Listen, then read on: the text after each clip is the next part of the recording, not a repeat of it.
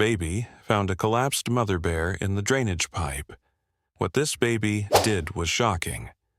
Let us know where you're watching from. If you love my content, consider supporting it with a super thanks. Every bit of your support helps us create even more amazing stories for you. The morning sun peeked through the curtains of the small cottage where the Wilson family lived. Little Noah, just 15 months old, played with his colorful blocks on the living room carpet. His mother, Emma, hummed softly in the kitchen as she prepared breakfast, occasionally glancing at her son through the open doorway. Noah's father, Daniel, had left early for work, promising to be back before dinner. Their cottage sat on the edge of Pine Creek Forest, a beautiful but sometimes dangerous place where wildlife roamed freely.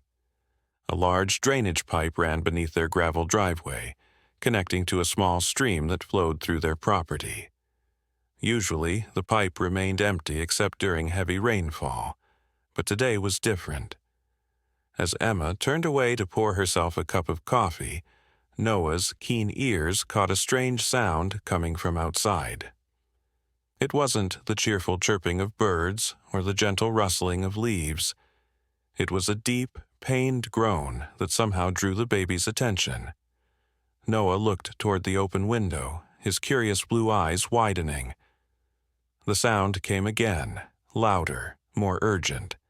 With the determination that only toddlers possess, Noah pulled himself up using the coffee table and wobbled toward the partially open patio door. Emma didn't notice as she answered a phone call from her sister, turning her back to the living room. "Yes, we're still coming for dinner on Sunday," she said, completely unaware that her son had managed to push the door open wider.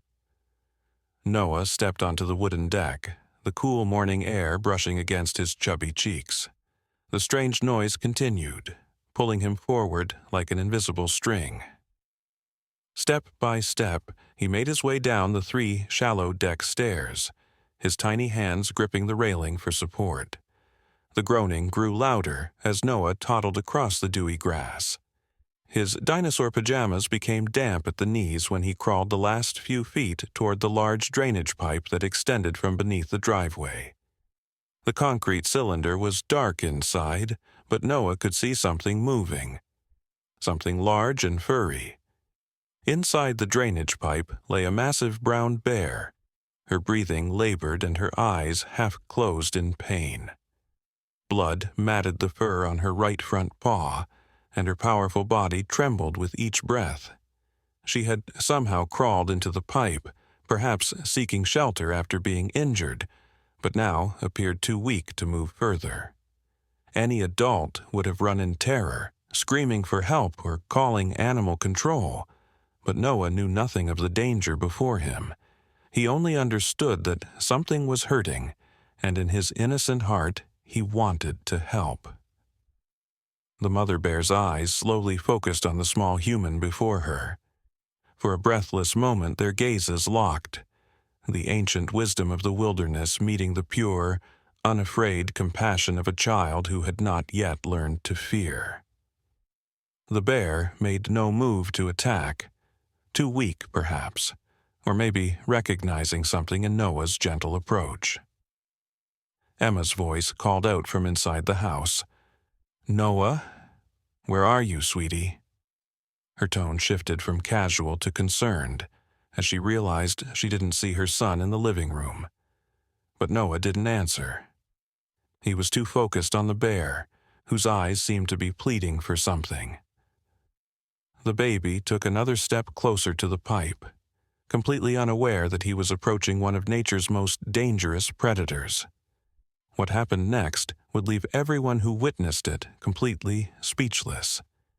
Emma's heart nearly stopped when she stepped onto the deck and saw her baby boy crouched at the entrance of the drainage pipe. "Noah!" she screamed, her voice breaking with terror. She sprinted across the yard, nearly stumbling in her panicked rush.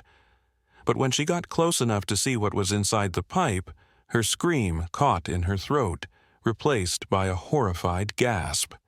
The massive brown bear lay just feet away from her precious child. Its eyes, dark pools of pain and exhaustion locked onto Emma's. She froze, afraid that any sudden movement might provoke the injured animal to attack. Her maternal instincts screamed at her to snatch Noah away, but her rational mind warned that such a swift action might startle the bear. "Noah, baby," Emma whispered, her voice trembling. "Come to Mommy, very slowly." But Noah didn't seem to register his mother's fear. Instead, he pointed at the bear's injured paw and made a sympathetic cooing sound. "Boo-boo," he said clearly, one of the few words in his limited vocabulary. "Boo-boo." The bear's massive head tilted slightly, as if puzzled by the tiny human's lack of fear. Emma stood paralyzed, her phone clutched in her white-knuckled grip. She had already dialed 911, but hadn't yet pressed the call button.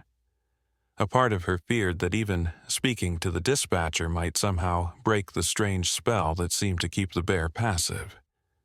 Noah reached out a pudgy hand toward the bear's snout, and Emma's breath caught painfully in her chest. "Noah, no," she whispered urgently, but it was too late. Noah's small fingers brushed against the bear's nose. Emma prepared herself for the worst, ready to throw herself between her child and the wild animal, knowing it would likely cost her life, but unable to conceive of any other option. Yet the attack never came. Instead, the bear made a soft, rumbling sound. Not a growl of aggression, but a whimper of pain. Noah patted the bear's nose again, babbling in his baby language as if trying to comfort the massive creature. The bear's massive head lowered, her eyes half closing as if in surrender. It was then that Emma noticed something even more shocking. Behind the injured bear, in the deeper shadows of the drainage pipe, several tiny forms squirmed and mewed softly. Cubs. At least 3 of them, impossibly small compared to their mother, huddled together in the darkness. The mother bear hadn't sought shelter in the pipe merely for herself, she was protecting her babies.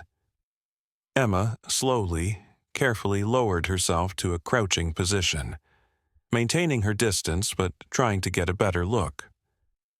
The mother bear's injury was worse than she'd initially thought.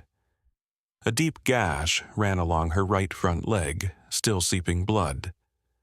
The wound looked infected, swollen and angry against her dark fur.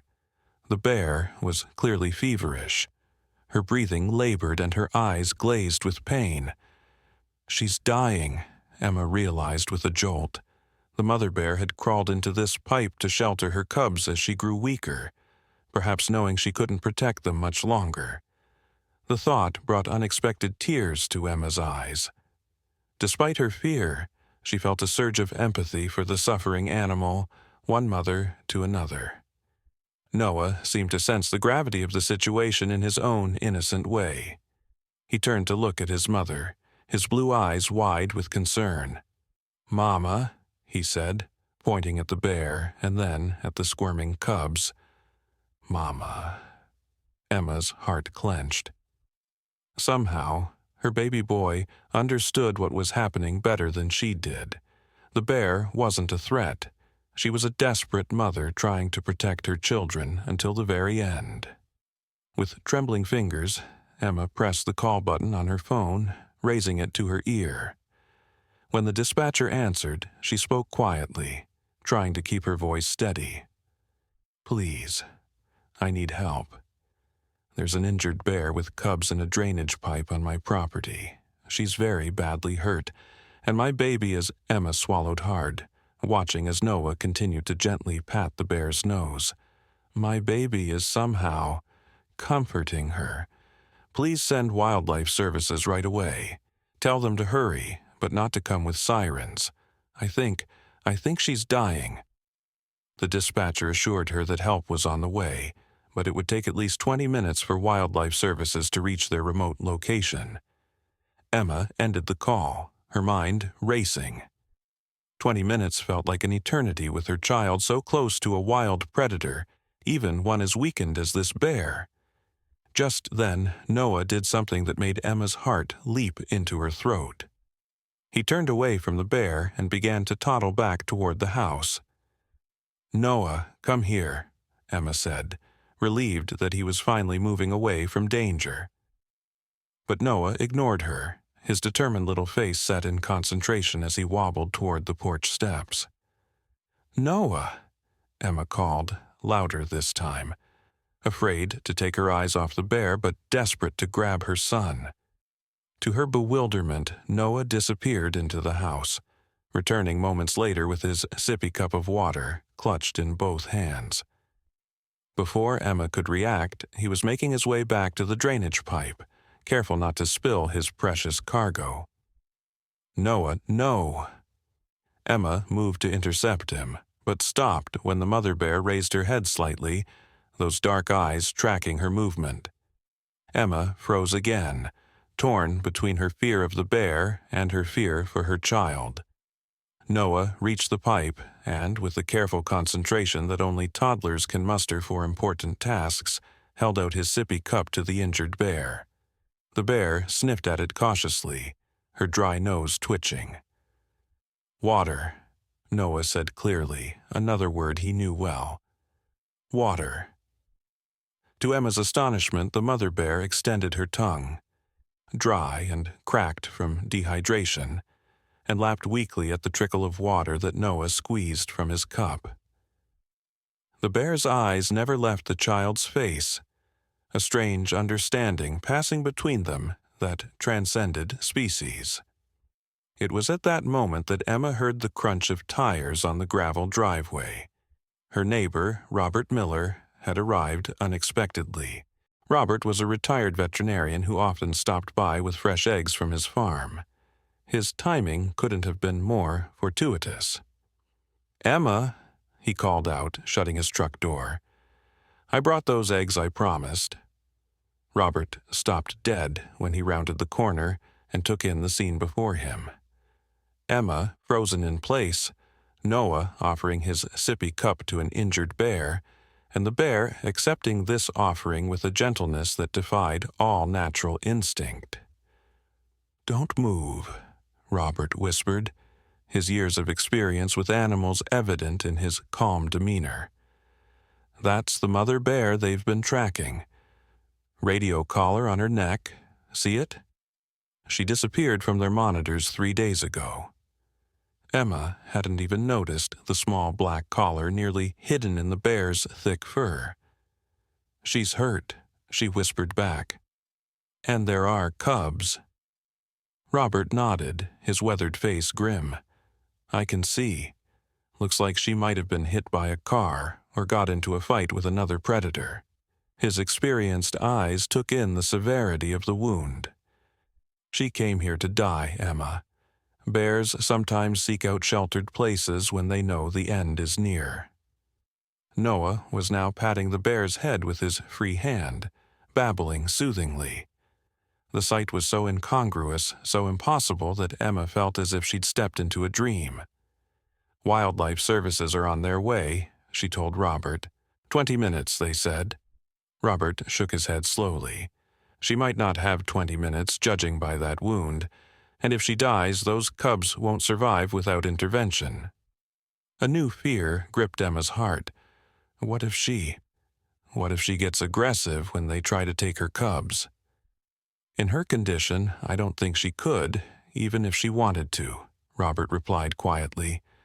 "But we need to get your boy away from there, just to be safe." As if sensing their concern, the mother bear made a soft, huffing sound. To their amazement, she nudged one of her cubs forward with her nose, pushing the tiny creature toward the entrance of the pipe where Noah stood. The cub, no larger than a puppy, stumbled into the light, blinking and disoriented. Noah's face lit up with delight. "Baby!" he exclaimed, pointing at the cub. "Baby bear!" The mother bear nudged another cub forward, and then another. All three were soon huddled at the entrance of the pipe, their small bodies trembling with fear and confusion.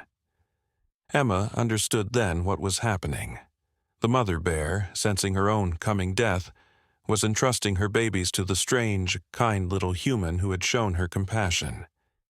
It was as if she recognized something in Noah, an innocence and goodness that transcended the natural boundaries between predator and prey, wild and tame. The realization brought fresh tears to Emma's eyes. This wasn't just an injured animal seeking shelter. This was a mother's final, desperate act of love for her children. Robert seemed to understand, too. "I've never seen anything like this in 40 years of veterinary practice," he murmured, his voice thick with emotion. "It's as if she knows." Emma saw Noah reach out to gently touch one of the cubs, his tiny hand stroking the small head with remarkable gentleness for a child his age. The mother bear watched, her eyes growing duller by the minute, but a certain peace seemed to settle over her massive form. Just then, an unexpected vehicle pulled into their driveway. Emma recognized her husband Daniel's truck immediately. He must have forgotten something at home and returned to retrieve it. She heard his door slam and his footsteps approaching around the side of the house. "Emma!" "What's going on? I saw Robert's truck and—" Daniel's words died in his throat as he took in the extraordinary scene before him. His face drained of color when he spotted Noah surrounded by bear cubs, with their massive mother lying just feet away. "Don't move," Robert warned him quietly. "Everything's under control. Wildlife services are on their way." Daniel looked like he might faint. "Are those bears?" Emma confirmed, her voice strangely calm now. "She's dying, Daniel. She's giving us her cubs." As if to confirm Emma's words, the mother bear let out a long, shuddering breath. Her eyes, fixed on her cubs, now safely huddled around Noah, slowly began to close. One massive paw twitched, then went still. She made no further sound, no further movement. Noah, sensing the change, looked up at his parents with a profoundly solemn expression that seemed far too mature for his baby face. "Mama bear sleep," he said softly, pointing at the now still form in the pipe. Emma felt a tear slide down her cheek. "Yes, baby. Mama bear is sleeping." The cubs, as if understanding that something momentous had occurred, began to whimper and nudge at Noah, seeking comfort from the only gentle presence they could find. Their mother, after ensuring their safety one last time, had quietly slipped away. Robert moved carefully toward the drainage pipe, his experienced gaze confirming what they already knew. "She's gone," he said softly, kneeling beside the massive form. Poor thing fought as long as she could. Daniel, still processing the unbelievable scene before him, finally found his voice. "We need to get Noah away from those cubs," he insisted, his protective instincts flaring. "They're still wild animals." Emma shook her head, watching in wonder as her son gently stroked the smallest cub's head. The tiny bears showed no sign of aggression, only confusion and distress at their mother's stillness. "Look at them, Daniel. They're babies. They're scared." "Without their mother, they don't stand a chance in the wild," Robert explained, his veterinary knowledge taking over. "Black bear cubs need their mother for at least a year and a half. These little ones can't be more than 2 months old."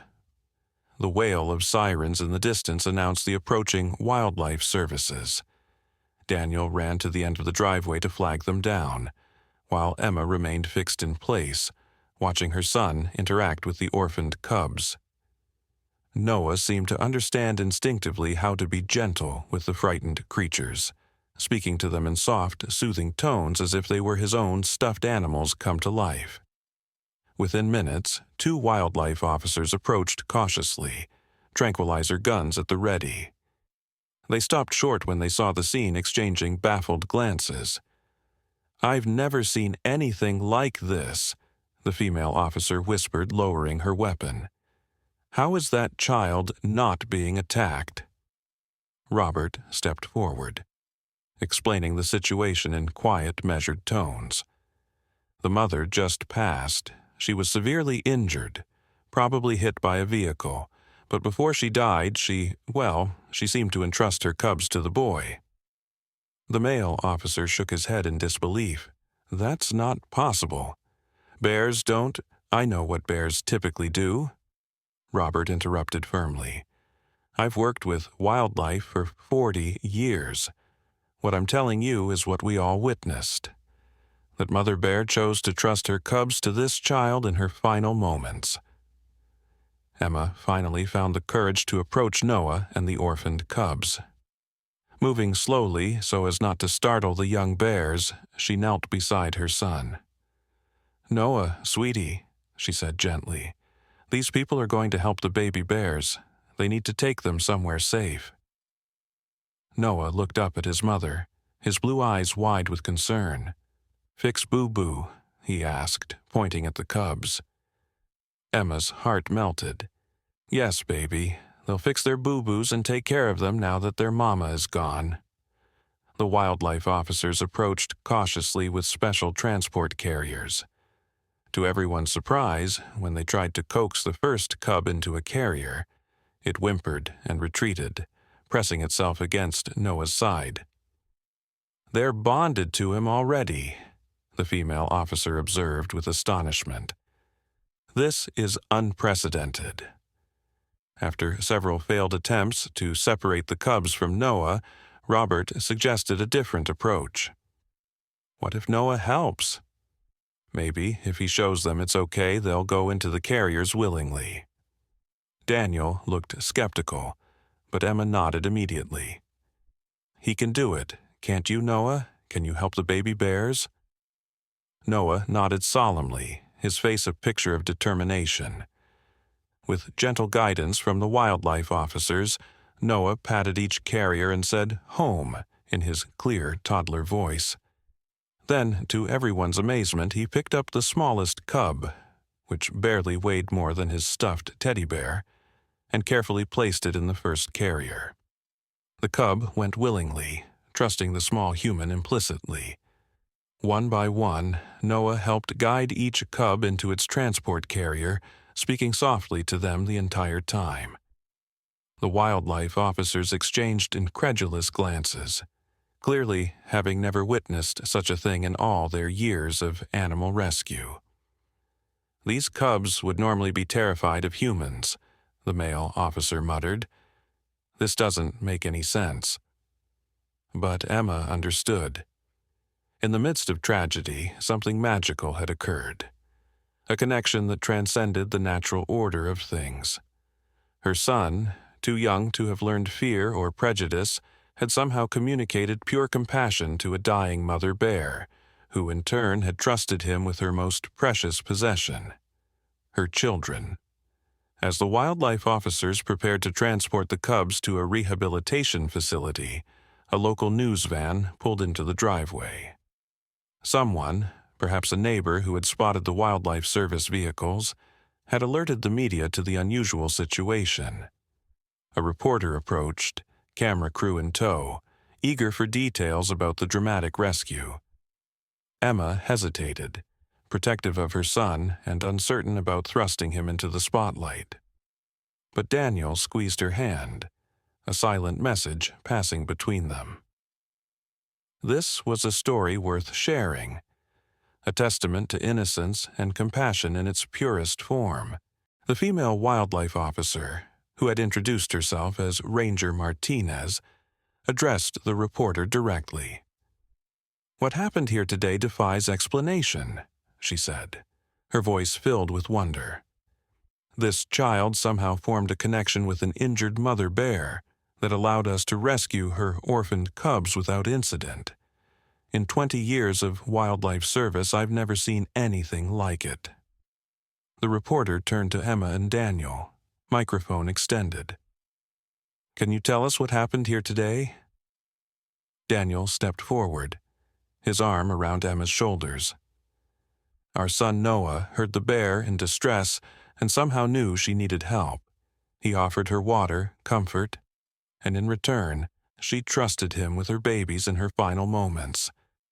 Noah, oblivious to the cameras and attention, stood by the carriers, his small fingers extended through the grates to touch the cubs one last time before they were taken away. "Bye-bye, baby bears," he said softly. The reporter, clearly moved by the scene, asked the question on everyone's mind. What will happen to the cubs now? Ranger Martinez explained that the cubs would be taken to a specialized wildlife rehabilitation center, where they would be raised with minimal human contact, preparing them for eventual release back into the wild. Thanks to this little boy's intervention, these cubs have a fighting chance. Without him, they would have perished alongside their mother. As the wildlife officers loaded the carriers into their vehicle, Emma felt a strange mixture of emotions. Relief that the dangerous situation had resolved peacefully. Grief for the mother bear, who had fought so hard to protect her young, and overwhelming pride in her son's instinctive kindness. Noah waved as the vehicle pulled away, the cubs' small faces visible through the carrier's grates. "All better soon," he said confidently, as if understanding exactly where they were going and why. Later that evening, after Noah had been bathed and put to bed, exhausted from his extraordinary day, Emma and Daniel sat on their porch, still processing the miraculous events they had witnessed. How did he know? Daniel wondered aloud, staring into the darkness where the drainage pipe was barely visible in the moonlight. How did our baby boy know exactly what to do? Emma leaned her head on her husband's shoulder, watching the stars appear one by one in the evening sky. "I think sometimes children see things more clearly than we do," she said softly. "They haven't learned to fear difference or to separate themselves from nature. Noah didn't see a dangerous predator. He saw a mother in pain, babies who needed help." Daniel nodded slowly, considering her words. "The wildlife officers said they'd keep us updated on the cubs' progress," he mentioned after a while. "They've never seen cubs bond with a human like that before. They think it might actually help with their rehabilitation, knowing that not all humans are threats." A thought occurred to Emma suddenly. What if? She began hesitantly. What if we asked about visiting them? Not enough to interfere with their return to the wild, but just to check on them occasionally. Noah formed a connection with them. Maybe that connection could help them somehow. Daniel raised an eyebrow but didn't immediately dismiss the idea. "We can ask. The worst they can say is no." Their conversation was interrupted by the chime of Emma's phone. It was a text from her sister, with a link attached. "Is this your Noah?" Emma opened the link to find a video already going viral on social media. Someone had filmed the entire scene from a distance. Noah comforting the dying bear, the cubs gathering around him, the peaceful transfer to the wildlife officers.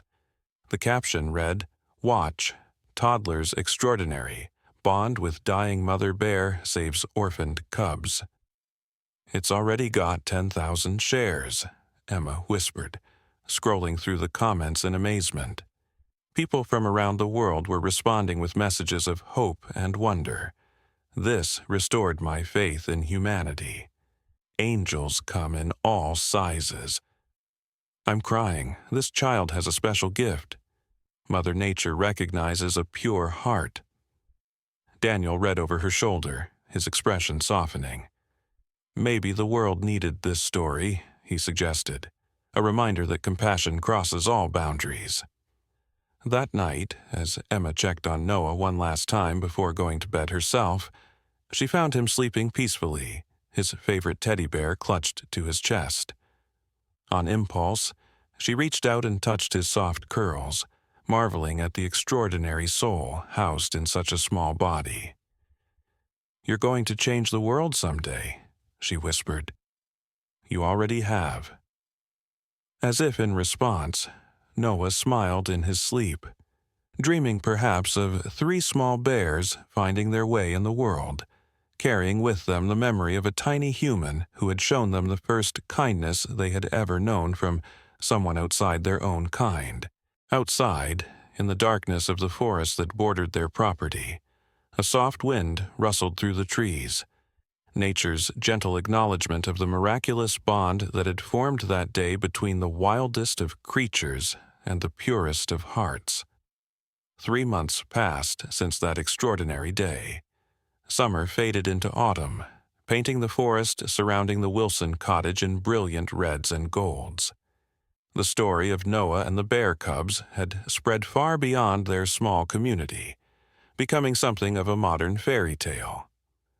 Wildlife conservation groups had reached out to the family, journalists had requested interviews, and a children's book author had even asked permission to create a story based on Noah's encounter. Through it all, Emma and Daniel had been careful to shield their son from too much attention, wanting to preserve his innocence and prevent him from becoming a spectacle.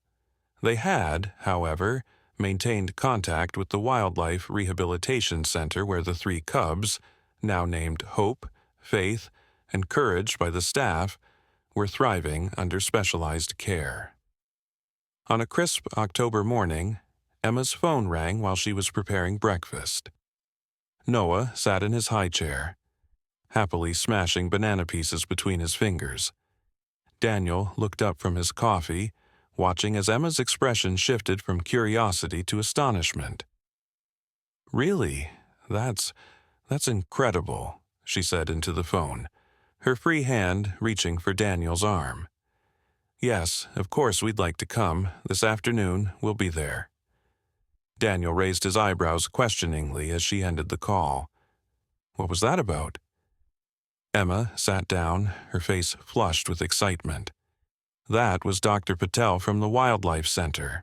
She says the cubs are doing remarkably well, developing exactly as they should, learning to forage, showing all the right instincts. But she paused, still processing what she'd heard. They've noticed something unusual. The cubs become agitated when certain staff members approach, but completely calm with others. Dr. Patel says they've identified a pattern. The cubs respond positively to people with small children. Daniel frowned. What does that mean?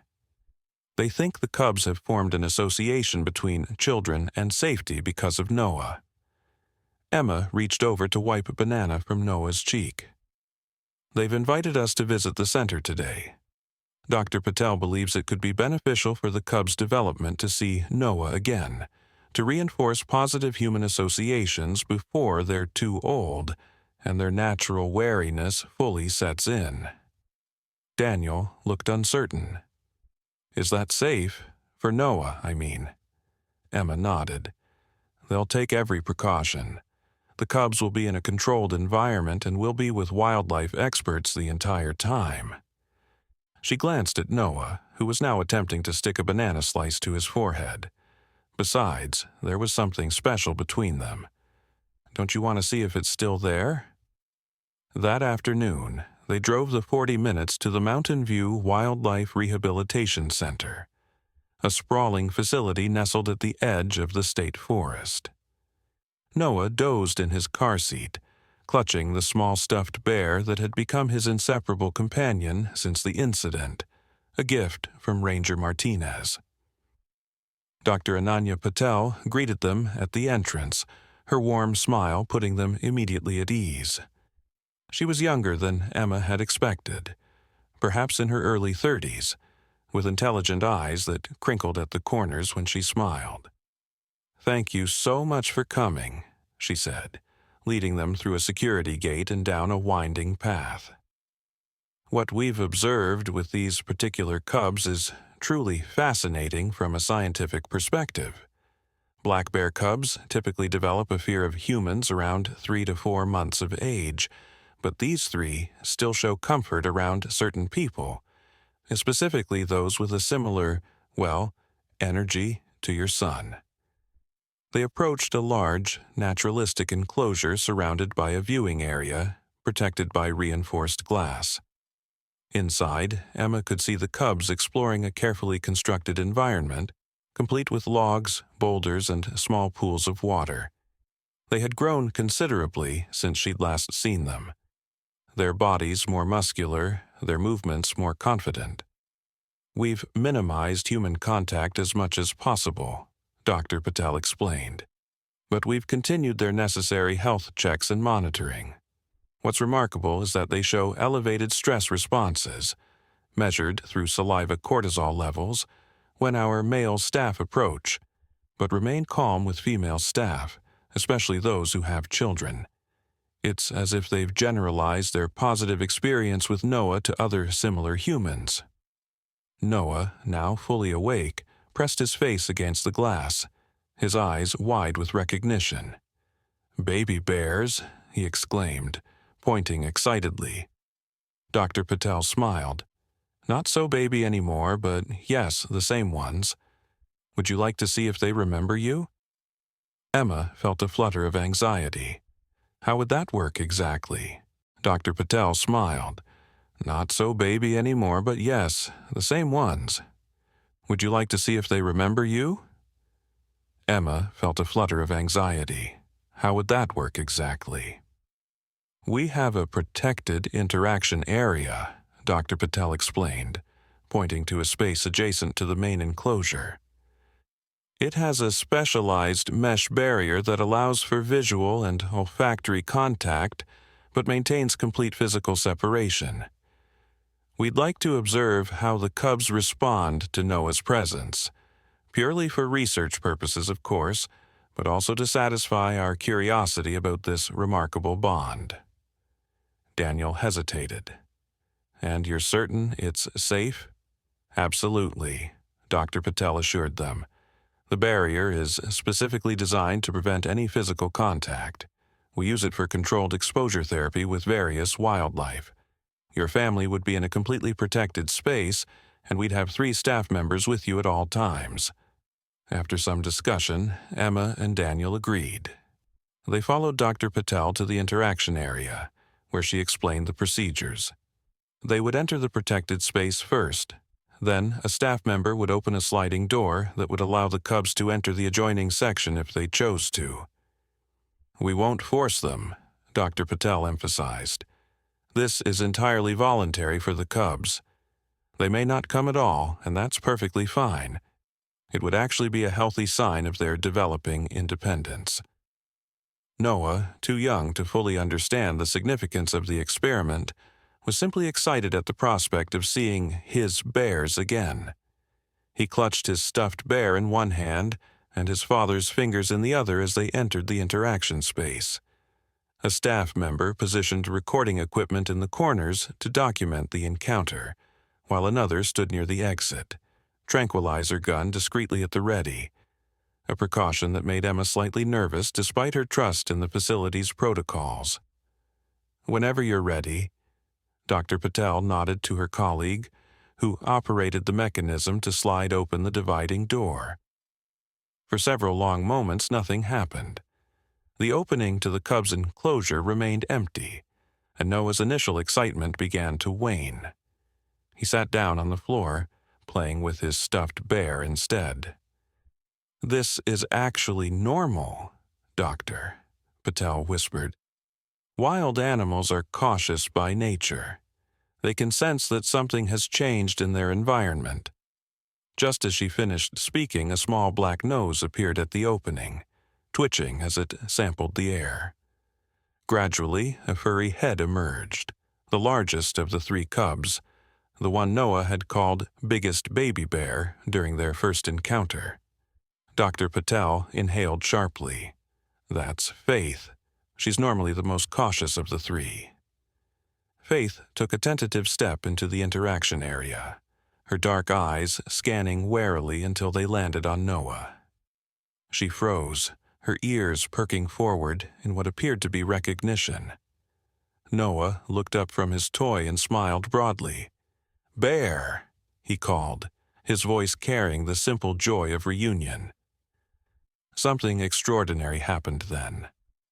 Faith made a soft huffing sound, not alarming, but more like a greeting, and fully entered the interaction space.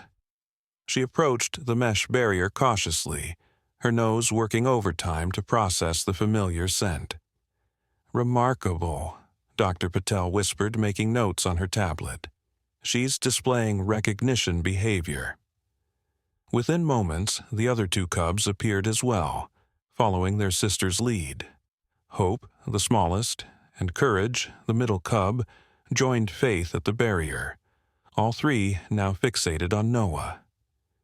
Emma felt tears spring to her eyes as she watched her son scoot closer to the mesh, still maintaining a safe distance as they had instructed him, but clearly delighted by the cub's presence.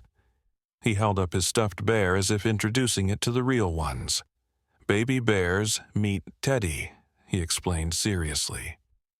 To everyone's amazement, the cubs responded to his voice with visible excitement, pacing along the barrier and making soft vocalizations that the researchers identified as comfort sounds, typically reserved for interactions with their mother or siblings.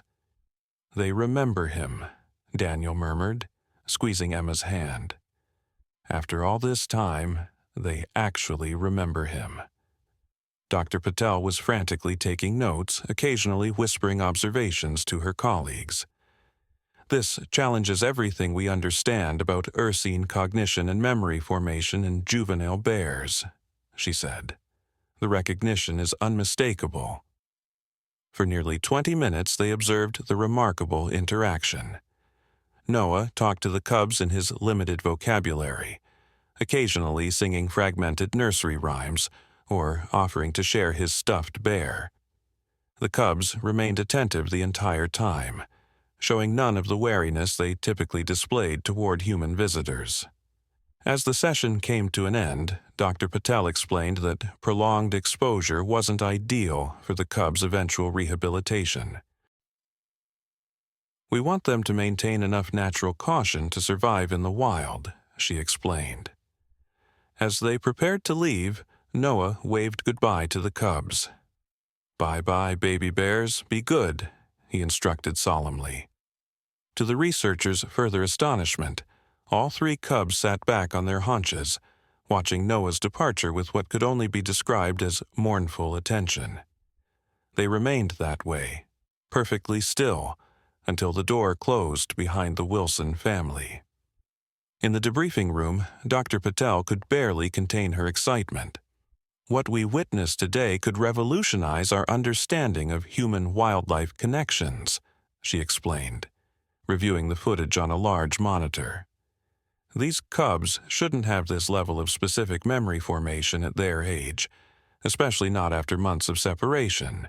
And yet, the evidence is undeniable." She turned to Emma and Daniel, her expression serious despite her enthusiasm.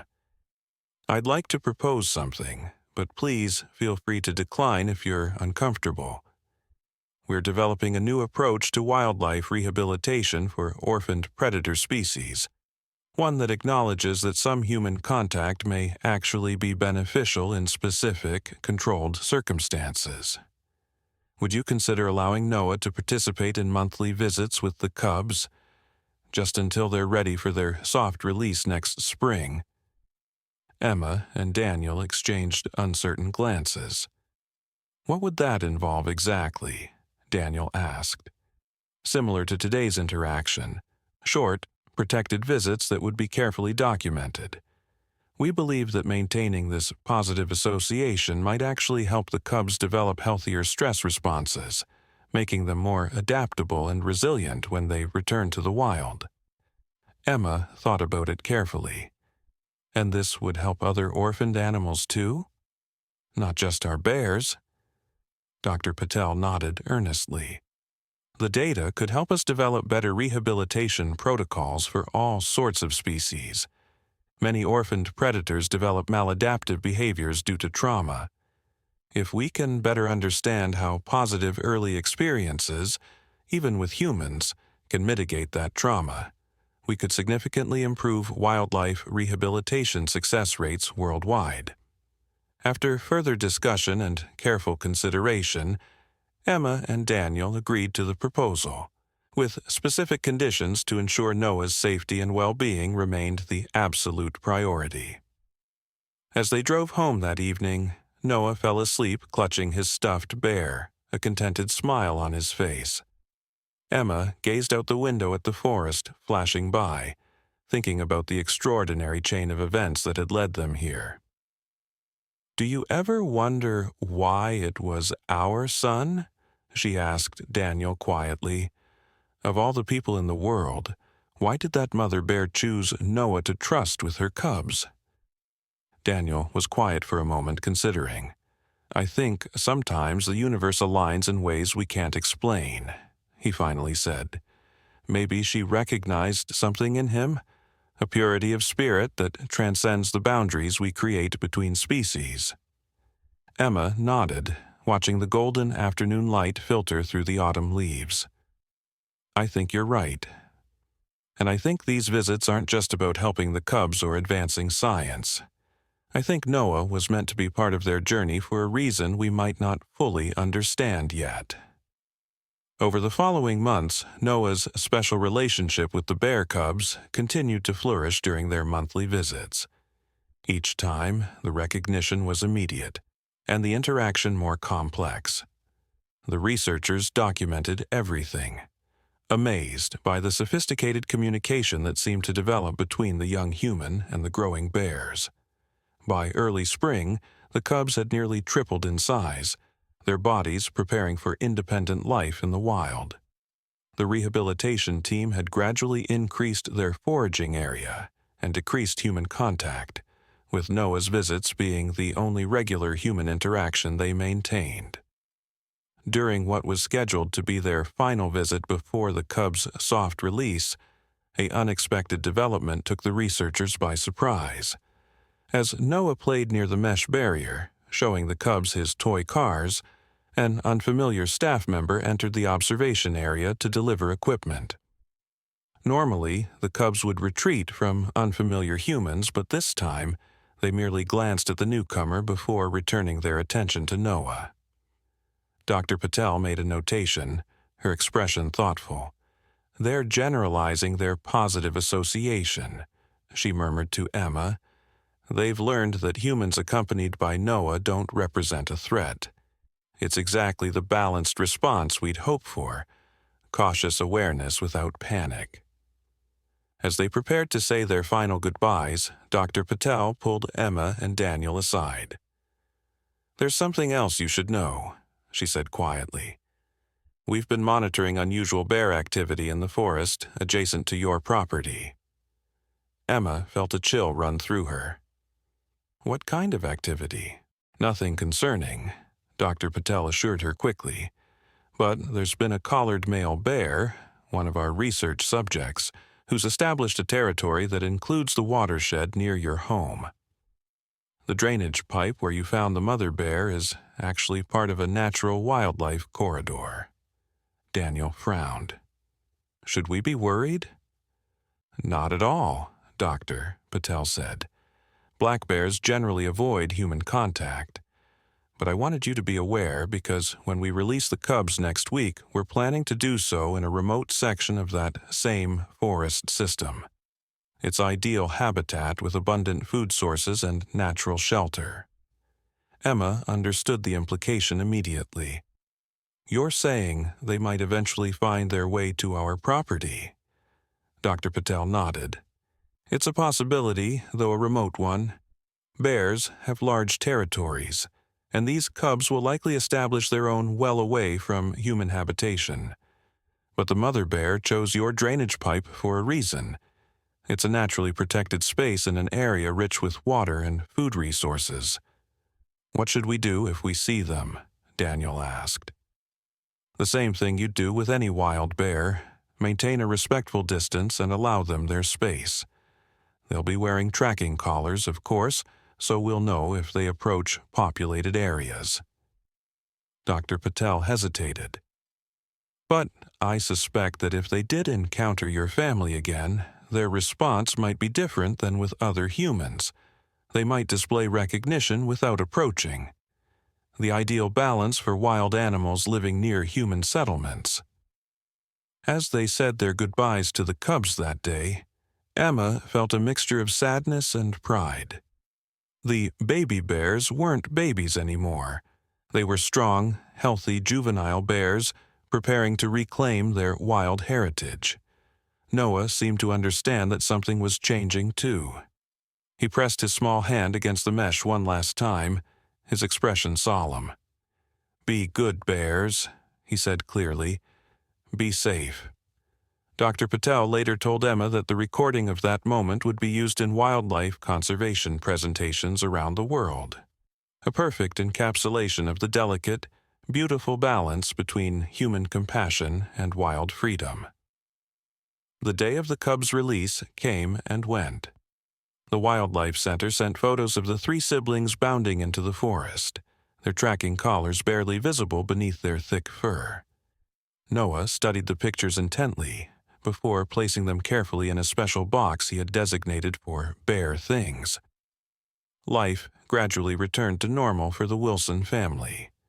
Noah's third birthday came and went.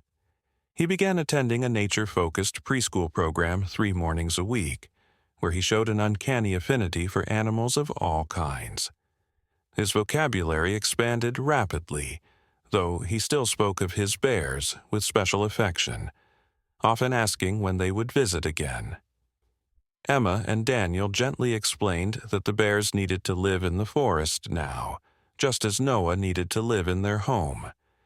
He seemed to accept this explanation, though sometimes they would catch him gazing thoughtfully into the woods beyond their property. Summer arrived again, bringing with it the anniversary of their extraordinary encounter. The Wildlife Center had continued to send occasional updates on the cubs, now officially yearlings, whose tracking data showed them thriving in their natural habitat. They had stayed together longer than most sibling groups, Dr. Patel noted, displaying unusually strong social bonds. On a warm June evening, almost exactly a year after the mother bear had entrusted her cubs to Noah, Emma sat on the porch swing, watching her son play in the yard. Daniel was inside preparing dinner, the scent of grilling vegetables wafting through the open windows. Noah had been digging in his sandbox, but suddenly he went very still, his attention fixed on the edge of the forest. Emma followed his gaze but saw nothing unusual among the dense trees and undergrowth. "Noah? What is it, sweetie?" she called, a hint of concern in her voice. Noah turned to her, his face alight with a joy she hadn't seen since their last visit with the cubs. "Bears watching," he said simply, pointing toward a specific section of underbrush. Emma felt her heart quicken. She scanned the forest edge more carefully this time, and then she saw it. A slight movement among the leaves, the brief flash of something dark and furry. She reached for her phone, ready to call for help if needed, but something made her pause. There was no sense of threat in the atmosphere, no feeling of danger, just a quiet awareness of being observed. "Daniel," she called softly through the open window. "Come here, please." Daniel appeared on the porch moments later, spatula still in hand. "What's up?" Emma pointed toward the forest edge where Noah's attention remained fixed. I think they might be back." Daniel squinted, then inhaled sharply when he spotted what Emma had seen, not 1, but 3 pairs of eyes visible now among the foliage, watching Noah with unmistakable recognition. "Should I call the Wildlife Center?" he whispered. Emma considered for a moment, then shook her head. "Not yet. They're just watching. They haven't approached." As if in response to her words, one of the bears, the largest, probably Faith, took a single step out of the underbrush, allowing them to see her fully. She had grown into a beautiful young bear, her black coat glossy in the evening sunlight. The tracking collar was still visible around her neck. Noah waved enthusiastically. "Hi, Big Bear," he called. Faith's ears perked forward at the sound of his voice. She made a soft huffing sound, not a growl, but a gentle vocalization that seemed almost like a greeting. Then, with deliberate care, she backed into the forest again, rejoining her siblings in the shadows. For several minutes, the three bears continued their quiet observation, maintaining a respectful distance. Noah returned to his sandbox, occasionally looking up to check if his audience remained. The bears showed no inclination to approach closer, seeming content merely to confirm that the small human who had once shown them kindness was still there, still well. Eventually, as the sun began to set, the bears melted deeper into the forest, disappearing as quietly as they had come. Noah waved goodbye, completely unfazed by the extraordinary nature of the visit. That night, after Noah was asleep, Emma and Daniel called Dr. Patel to report the encounter. She was ecstatic, explaining that the tracking data had indeed shown the siblings passing through the area, but this kind of deliberate, non-threatening observation of humans was unprecedented. "They recognized your son, but maintained appropriate wild behavior," she marveled. "It's exactly the outcome we would hope for but rarely achieve in rehabilitation. They've found the perfect balance, remembering their positive human connection without seeking inappropriate contact."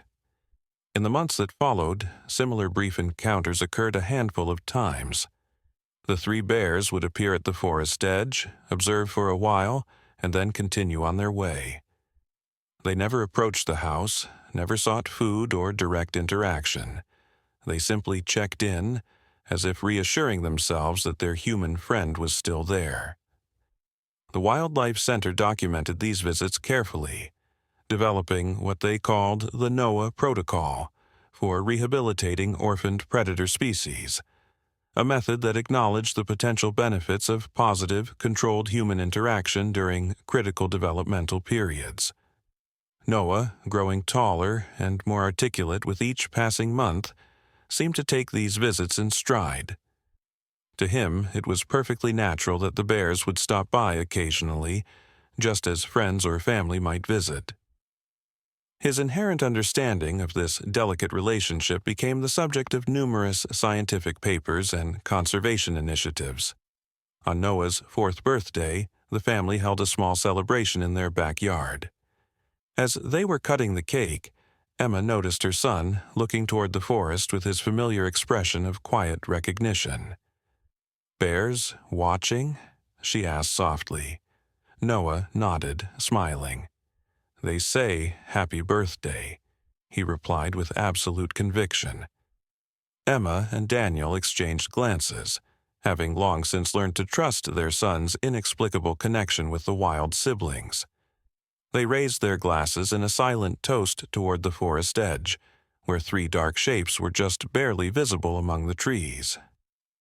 "Thank you," Emma whispered, not entirely sure if she was addressing the bears, the universe, or the memory of a mother bear who had, in her final act of love, created a bridge between two worlds that were never meant to be separate. In the golden afternoon light, the three young bears watched the celebration for a moment longer before turning away, disappearing into the forest that was their true home. They would return occasionally throughout the years, their visits becoming a treasured but increasingly rare occurrence as they expanded their territories and embraced their wild nature more fully. But the connection remained, an invisible thread of understanding binding together a human child and three wild creatures who had, against all odds and expectations, found in each other a reflection of the compassion that transcends all boundaries, all differences, all words. And in that connection lay a truth as ancient as the forest itself, that kindness, offered without expectation or fear, creates bonds that neither time nor distance can sever. It was the mother bear's final gift, not just to her cubs, but to a world desperately in need of remembering that we are all, in the end, part of the same miraculous web of life. 7 years passed.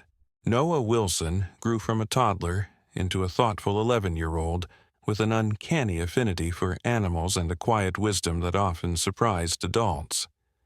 His encounter with the mother bear and her cubs had shaped his young life in profound ways, though the visits from Faith, Hope, and Courage had gradually become less frequent as the bears established territories farther from human habitation. The last confirmed sighting had been nearly 2 years ago, a brief glimpse of what they believed was Faith, now a fully mature female bear, observing from the forest edge while Noah practiced soccer in the backyard.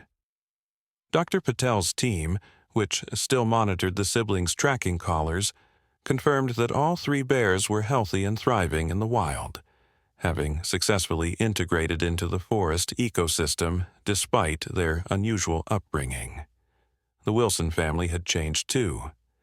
Emma now worked part-time at the Mountain View Wildlife Rehabilitation Center, applying her background in early childhood education to develop programs that taught children about wildlife conservation. Daniel had built a photography studio addition to their cottage, where he created breathtaking wildlife images that were featured in national magazines. And they had welcomed another child, 5-year-old Lily, a spirited little girl with her brother's compassionate heart, but a much more talkative nature. Noah's story had inspired significant changes in wildlife rehabilitation practices worldwide. The Noah Protocol, as it had come to be known, had revolutionized approaches to orphaned predator species, introducing carefully controlled, positive human interactions during critical developmental periods. The results had been remarkable: significantly higher survival rates for rehabilitated animals and fewer human-wildlife conflicts in release areas. On a crisp autumn morning, Noah sat at the kitchen table, frowning over his science project outline. His class was participating in a regional wildlife conservation competition, and he had chosen to focus on black bear habitat preservation. Though he rarely spoke publicly about his experience with Faith, Hope, and Courage, his classmates and teachers knew of his special connection to the local bear population. "Mom," he called, tapping his pencil against the paper. "Dr. Patel said the forest corridor that runs through Parker's Creek is being considered for development. That's where our bears live, isn't it?" Emma looked up from helping Lily with her shoes. "Parts of it, yes. The Conservation District has been trying to purchase that land for protection, but they're competing against a resort developer." She sighed, the lines around her eyes deepening. "It's complicated, sweetheart. People need places to live and work, but wildlife needs space too. But if they build there, where will the animals go?" Noah persisted, his brow furrowed with concern. Daniel entered from his studio, catching the end of the conversation. "That's exactly the kind of question your science project could help answer, Noah. Good research can influence community decisions." Noah nodded, his expression serious beyond his years. "I want to make a difference, not just for our bears, but for all the animals that need that forest." Later that day, as Noah collected fallen leaves for a habitat diorama, he wandered near the edge of their property where it met the forest. This had always been his special place, the boundary between the human world and the wild one that had touched his life so profoundly. The afternoon sun filtered through the canopy, creating dappled patterns on the forest floor. Noah stooped to examine a particularly vibrant red maple leaf when a sudden silence fell over the woods. The birds stopped singing, the insects went quiet, and even the breeze seemed to hold its breath. Noah straightened slowly, his senses alert to the change.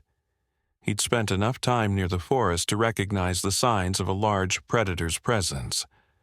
Normally, he would have retreated toward the house, the protocol his parents had established years ago, but something felt different this time.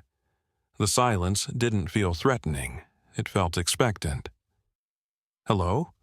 he called softly, scanning the underbrush. Is someone there? A twig snapped deep within the trees, followed by the unmistakable sound of heavy paws on fallen leaves. Noah remained still, his heart quickening but not from fear. From between two ancient oaks, a large black bear emerged. Female, judging by her size and the shape of her head. She moved with deliberate grace, her dark eyes fixed on Noah with unmistakable recognition. "Faith?" he whispered, hardly daring to believe. The bear huffed softly, the same greeting sound he remembered from years ago. It was her. Though Noah had grown and changed, and Faith had matured into a magnificent adult bear, the connection between them remained unbroken. Faith took a few steps closer, maintaining a respectful distance but clearly wanting Noah to see something. She turned her massive head, looking back over her shoulder and making a chuffing sound. From the shadows, two smaller forms appeared. Bear cubs, no more than 6 months old, their fur glossy black, and their eyes bright with curiosity. Faith's cubs. She had become a mother herself. Noah stood transfixed, understanding the profound trust Faith was displaying. She had brought her cubs to meet him, just as her own mother had entrusted Faith and her siblings to Noah's care years ago. The circle had completed itself in the most beautiful way imaginable. "They're beautiful," Noah said softly, careful not to make any sudden movements. "Thank you for showing them to me." Faith watched him with what seemed like pride, allowing her cubs to explore the forest edge under her watchful eye. They tumbled and played, occasionally glancing curiously at the human boy, but showing no fear, only the natural caution their mother had taught them. After a few precious minutes, Faith made a low, grunting sound. Immediately, the cubs returned to her side. With one last meaningful look at Noah, she led her family back into the depths of the forest, disappearing as silently as they had arrived. Overwhelmed with emotion, Noah ran back to the house, bursting through the door with an excitement he couldn't contain. "Mom! Dad! Faith came back. She has cubs of her own now, and she brought them to see me." Emma and Daniel exchanged startled glances. "Are you sure it was Faith?" Daniel asked, reaching for his camera out of habit before stopping himself. This wasn't a moment to be photographed. "Positive," Noah insisted. "She has the same scar on her ear where the tracking collar used to be, and she recognized me. I know she did. She wanted me to see her cubs." Dr. Patel confirmed later that Faith's tracking collar had stopped transmitting nearly a year earlier, not unusual as the batteries reached the end of their lifespan. But satellite imagery had indeed shown a female bear with cubs in the forest section bordering the Wilson property. The timing and location matched Noah's account perfectly. "This is unprecedented," Dr. Patel told Emma during a phone call. "We've documented cases of rehabilitated animals returning to release sites, but this kind of deliberate introduction of offspring to a human? It suggests a level of cognitive processing and memory far beyond what we previously attributed to black bears." The encounter reignited Noah's determination to protect the forest corridor. With renewed purpose, he threw himself into his science project, gathering data on local wildlife populations and the critical importance of uninterrupted habitat for their survival. When he learned that the County Planning Commission would be holding a public hearing about the proposed resort development, Noah asked if he could attend and present his findings. Emma and Daniel were hesitant. The hearing would likely be contentious with strong feelings on both sides of the issue, but Noah's quiet insistence eventually convinced them. "I need to speak for those who can't speak for themselves," he explained with simple conviction. "Faith trusted me with her cubs. I need to protect their home." The evening of the hearing, the county meeting hall was packed with concerned citizens. Representatives from the development company presented sleek renderings of the proposed mountain resort, emphasizing job creation and economic benefits. Conservation advocates countered with environmental impact assessments and habitat preservation arguments. When the floor opened for public comments, Noah approached the microphone, a folder of research clutched in his trembling hands. At 11 years old, he was by far the youngest speaker, and a curious hush fell over the crowd as he adjusted the microphone to his height. "My name is Noah Wilson," he began, his voice initially soft but growing stronger with each word. "Some of you might know me as the boy from the bear story."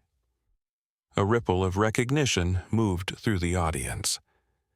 Noah's encounter with the mother bear and her cubs had become something of a local legend, even among those who hadn't followed the scientific developments it had inspired. "When I was very young," Noah continued, "a mother bear trusted me with the lives of her 3 cubs. I didn't understand then how special that was. I just knew they needed help, and I wanted to give it." He opened his folder, revealing maps of wildlife movement corridors that he and Dr. Patel had prepared. These maps show where animals like bears, deer, and foxes travel through our forests. The red section is where the resort would be built.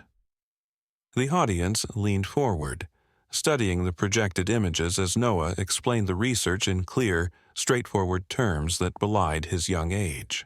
"2 days ago," Noah said, his voice catching slightly, "one of those cubs, now a grown mother bear herself, came to the edge of our property.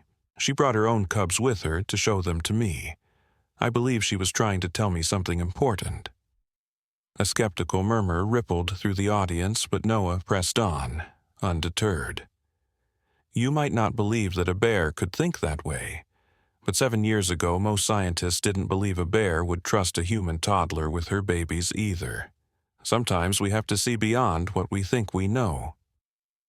Noah placed a hand-drawn picture on the overhead projector, a remarkably detailed sketch of Faith and her cubs at the forest edge.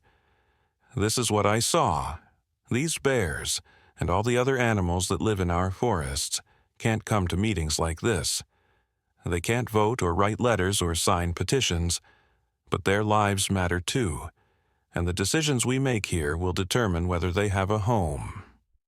He straightened his shoulders, looking directly at the planning commissioners. "The Noah Protocol teaches us that positive connections between species are possible, but only if we respect each other's needs and spaces. These bears have never threatened people. They've kept their distance and lived peacefully alongside us. Don't we owe them the same respect?" A profound silence followed Noah's words. Then, slowly, applause began to build. First from the conservation advocates, then spreading to many others in the room who had been moved by the boy's sincerity and wisdom. The chairman of the Planning Commission, a silver-haired woman with kind eyes, leaned forward. "Thank you, Noah. It's not often we hear from someone your age, especially someone with such a unique perspective. Would you be willing to work with our environmental assessment team to identify the most critical sections of this corridor? Perhaps there's a compromise that could protect essential wildlife passages while still allowing for some development." Noah nodded solemnly. "Yes, ma'am, I'd be honored to help." As they left the meeting that night, a local news crew approached, asking for an interview. Noah hesitated, looking to his parents for guidance. "It's up to you," Emma said gently. "You've already done more than enough." Noah considered for a moment, then turned to the reporter. "I'll talk to you, but I want to make sure people understand something important. This isn't just about bears, or even just about animals. It's about remembering that we share this world with other living beings who have as much right to be here as we do." The interview aired on local news that night and was picked up by national networks the following day. Noah's story, both his original encounter with the bears and his current efforts to protect their habitat, resonated with people across the country. Letters and emails poured in, many containing donations to the Conservation District's Land Acquisition Fund. 2 weeks later, the Planning Commission announced a revised proposal.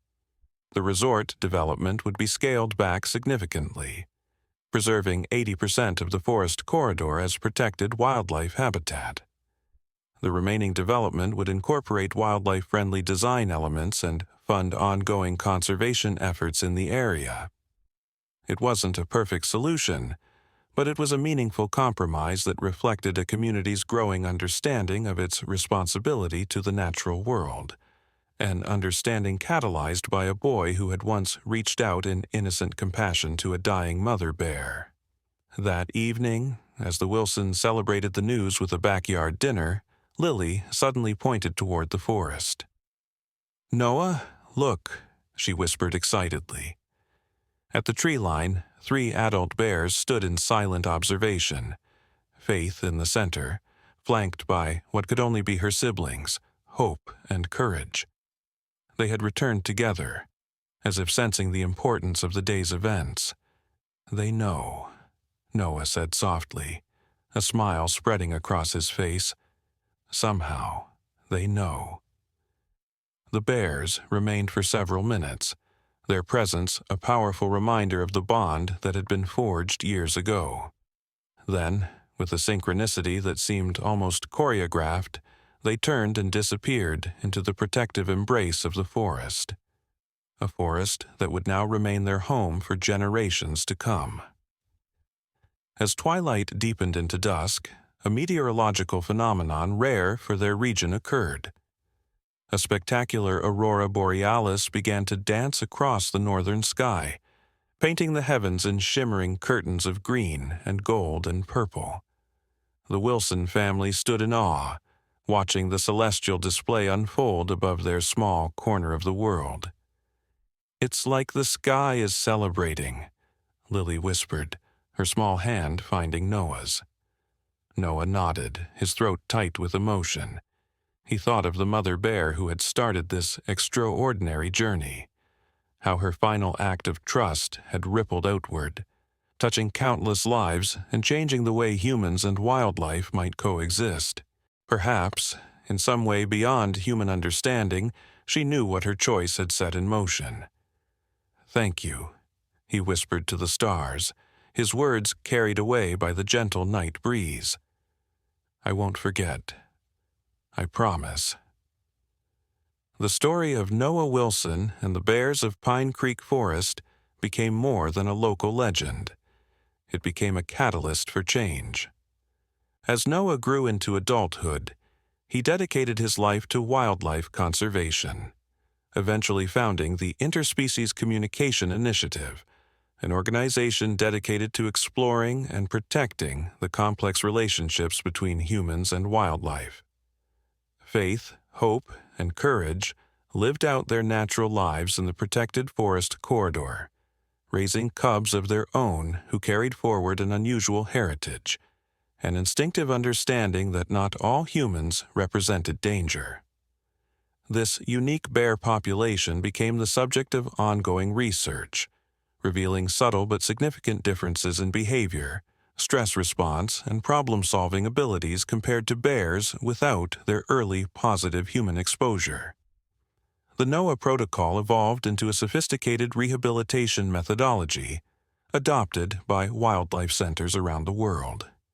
Its fundamental insight, that brief, positive human interactions during critical developmental windows could create more resilient wild animals without compromising their natural behaviors, revolutionized approaches to orphaned wildlife care. On Noah's 21st birthday, a package arrived from Dr. Patel, who had since become the director of an international wildlife rehabilitation association. Inside was a leather-bound journal containing all the research papers, news articles, and personal observations documented throughout the years since that fateful day in the drainage pipe. The inscription on the first page read simply, "From one mother's desperate choice came a world of understanding. Never underestimate the power of compassion freely given."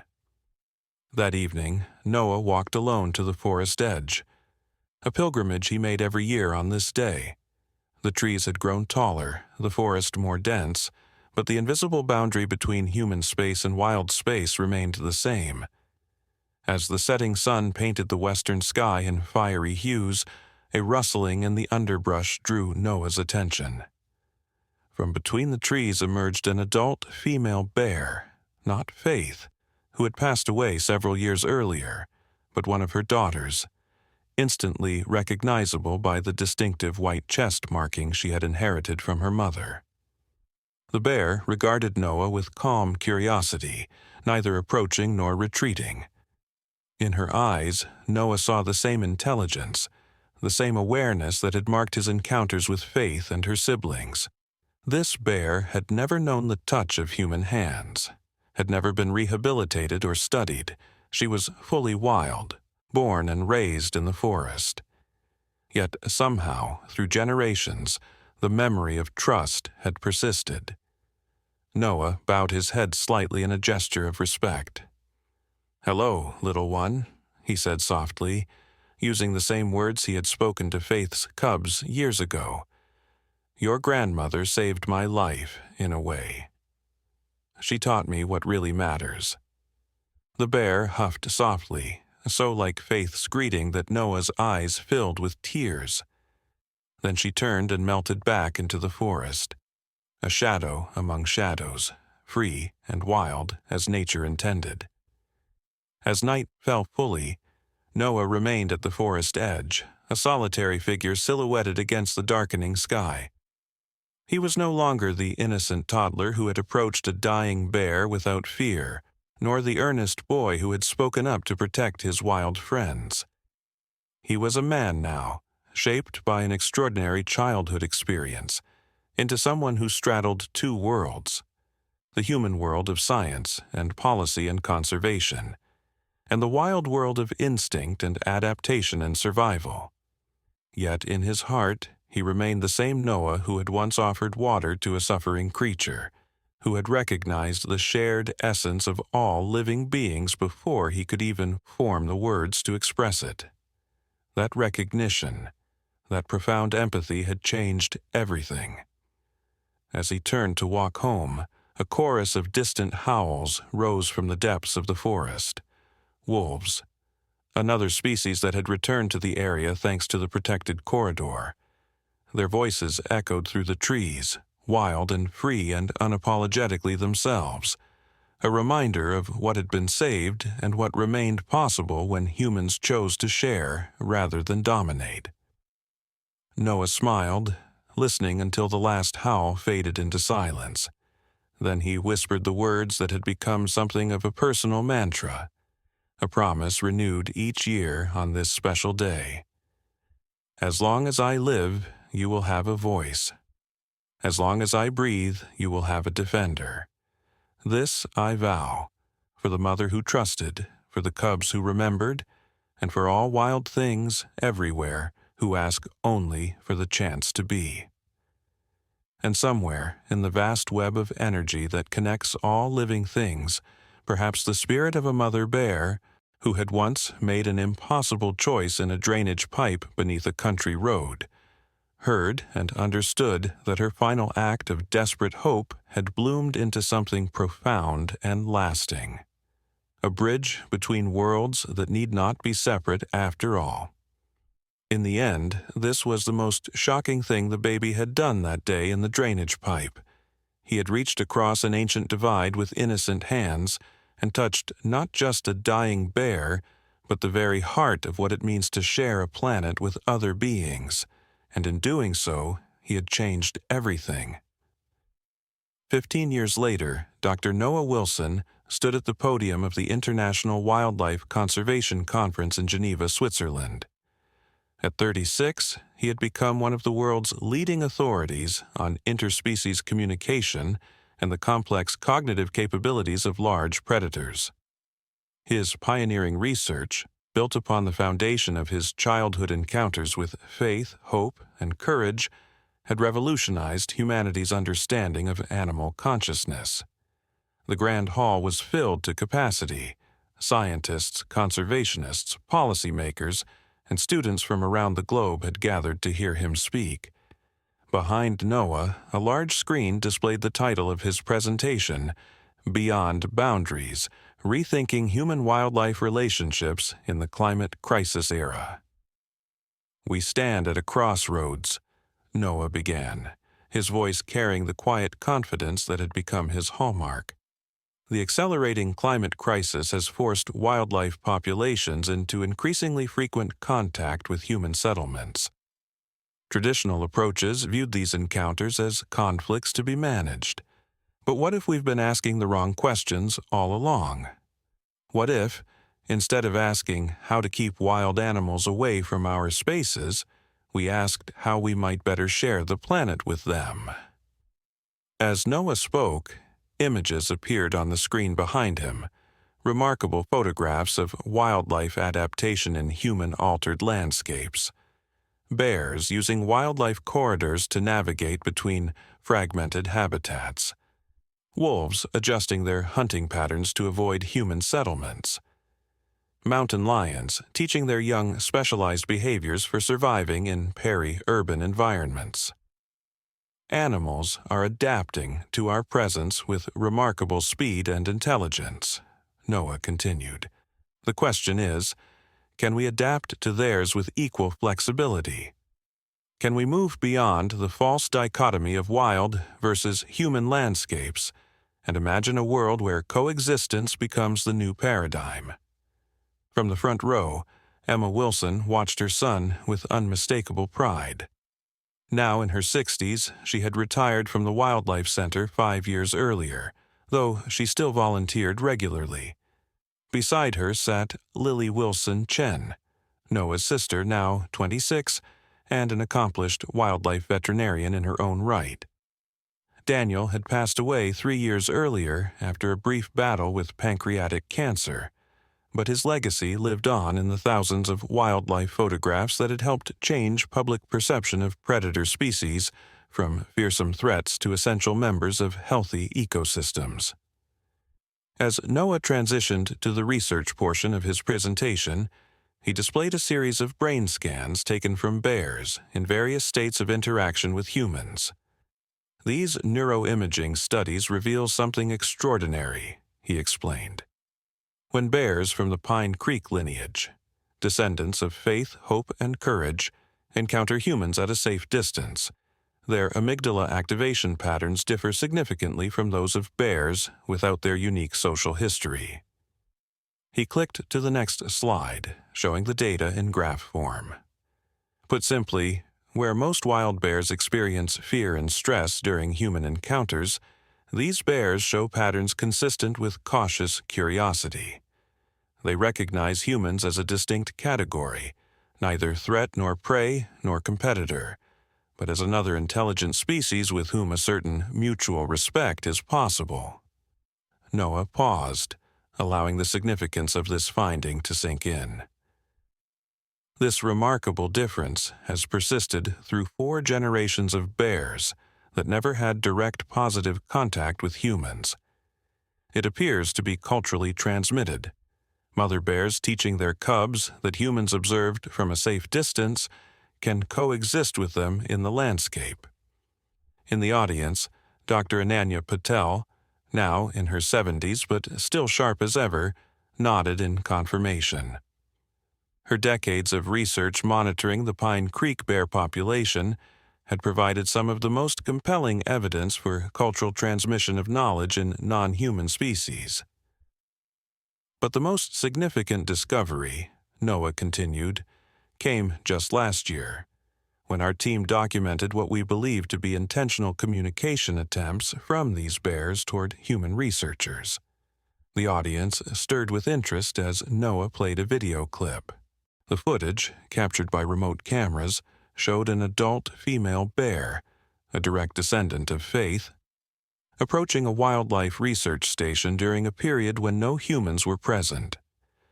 The bear deliberately stood on her hind legs and made a series of vocalizations while facing directly into the camera.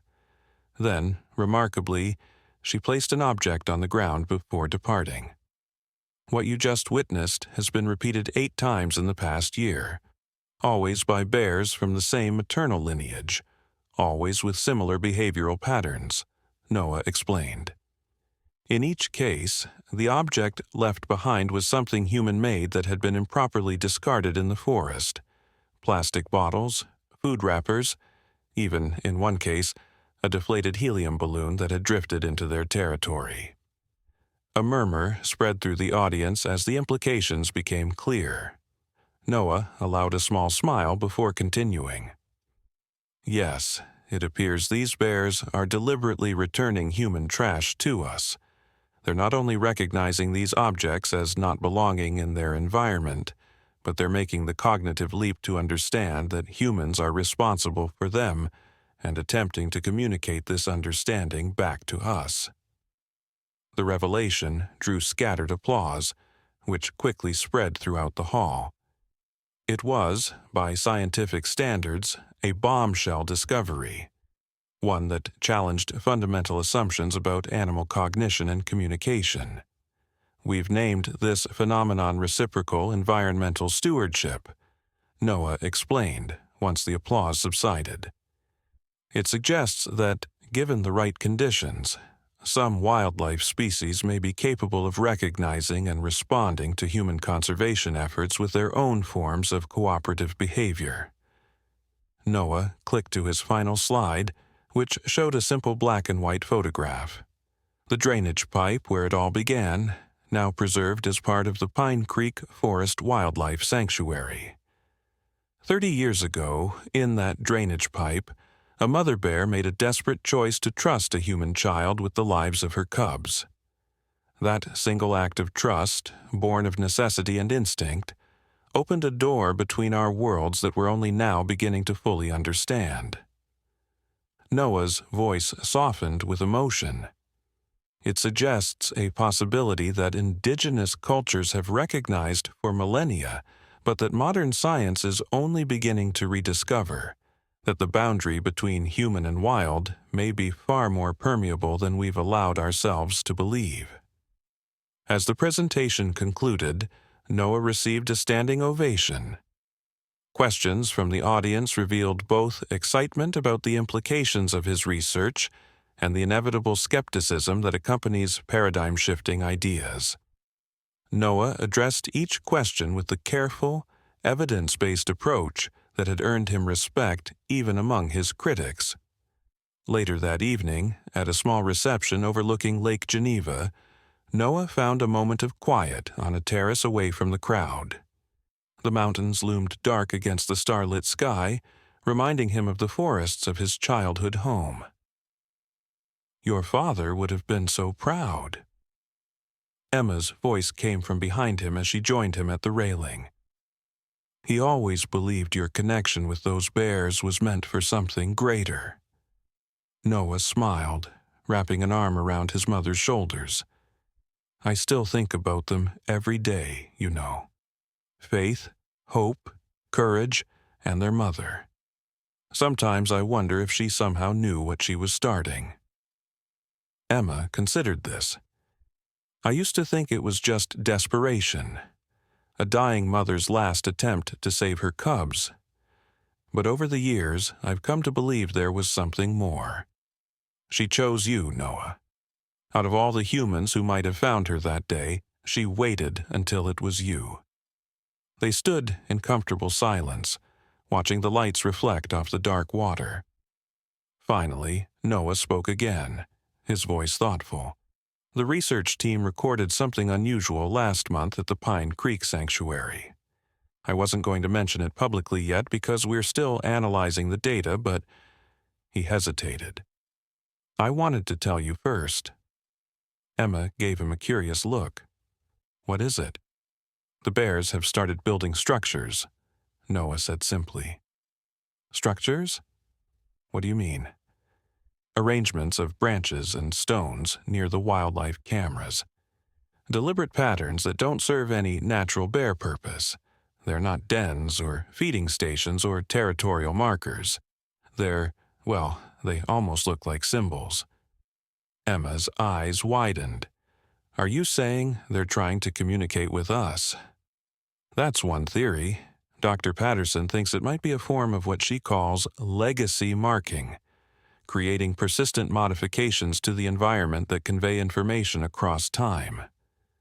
Noah shook his head in wonder. Whatever it is, it's unprecedented. Bears don't build symbolic structures in the wild.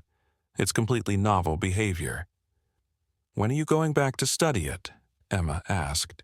Next month, we're assembling an interdisciplinary team. Zoologists, cognitive scientists, communication experts, even an anthropologist who specializes in the development of symbolic thinking. Noah turned to face his mother fully. I'd like you to come too if you're willing. You were there at the beginning. It feels right that you should be part of this next chapter. Emma's eyes filled with tears. I wouldn't miss it for the world. The following month, Noah led a small team of researchers into the heart of the Pine Creek Forest Sanctuary. The protected area had expanded significantly over the decades, now encompassing over 50,000 acres of prime habitat connected by wildlife corridors to larger wilderness areas beyond. Emma accompanied them, moving more slowly than in her younger years but still fit enough to handle the moderate hike to the research station. Lily joined as well, having arranged coverage for her veterinary practice to participate in what might prove to be a historic expedition. The main research station was a small, unobtrusive structure designed to minimize disruption to wildlife patterns. Solar panels provided power for the sophisticated monitoring equipment, while satellite uplinks enabled real-time data transmission to universities and research centers around the world. Dr. Samira Katri, the cognitive scientist, reviewed the footage captured over the previous months. The structures first appeared approximately 12 weeks ago, she explained, pointing to time-stamped images on her tablet. Always constructed by the same 3 bears, a mature female we believe to be a granddaughter of Faith, and her 2 subadult offspring. The images showed the bears deliberately arranging branches into distinct patterns, then placing stones at specific points within the arrangements. Over weeks, the structures had grown more complex, with consistent elements appearing across multiple sites. They're building them within clear view of our cameras, Dr. Khatri noted. That's significant in itself. They understand the cameras represent some form of human observation. Dr. Marcus Okafor, the anthropologist, studied the patterns with intense interest. There are recurring motifs here that suggest intentional symbolic communication, he observed. This circular arrangement with radiating lines appears in multiple structures, and this triangular configuration keeps reappearing. Could it be coincidental? Asked one of the younger researchers. Maybe they're just playing with objects they find interesting. Dr. Okafor shook his head. The level of consistency across multiple sites and time periods argues strongly against random behavior. These bears are deliberately creating and maintaining these patterns. The question is, what are they trying to communicate? As the scientists debated interpretations, Emma slipped outside, drawn by an instinct she couldn't quite name. The afternoon sun filtered through the forest canopy, creating a dappled pattern on the pine needle floor. She followed a narrow trail away from the station, breathing in the familiar sense of soil and vegetation. About 100 yards from the station, she came upon one of the structures they had been discussing. In person, it was more impressive than it had appeared on camera. A careful arrangement of branches forming a circular pattern about 6 feet in diameter, with stones placed at regular intervals around the circumference and a distinctive triangle of larger rocks at the center. Emma approached slowly, marveling at the precision of the construction. These weren't random piles of forest debris. This was deliberate, purposeful creation. A subtle movement in the underbrush caught her attention. Emma froze, her heart quickening as a large female bear emerged from between the trees. The bear's dark eyes fixed on Emma with unmistakable recognition, though they had never met before. This was Faith's granddaughter, the architect of the mysterious structures. Emma remained perfectly still, remembering all the protocols for bear encounters.